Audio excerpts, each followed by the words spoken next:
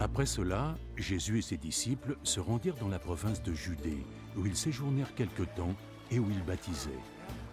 De son côté, Jean baptisait à Aénon près de Salim, où l'eau était abondante.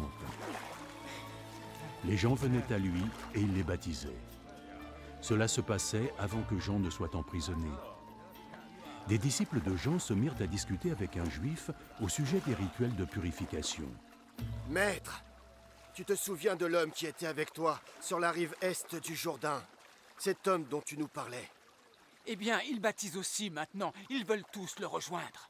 Personne ne peut posséder quoi que ce soit, à moins que Dieu ne lui ait donné. Vous êtes vous-même les témoins que j'ai annoncés.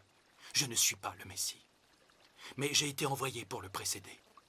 Le marié est celui à qui appartient la mariée, mais l'ami du marié, qui est à côté et qui écoute, est aussi heureux d'entendre la voix du marié. Voilà comment mon propre bonheur est devenu entier. Son importance va devoir grandir, alors que la mienne va diminuer. Celui qui vient d'en haut est au-dessus de tous.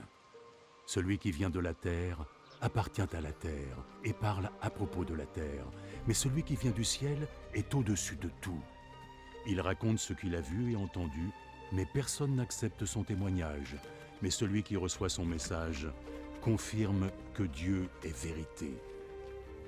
Celui que Dieu a envoyé dit les paroles de Dieu, parce que Dieu lui a donné la plénitude de son esprit. Le Père aime le Fils et a tout mis en son pouvoir. Celui qui croit au Fils aura la vie éternelle.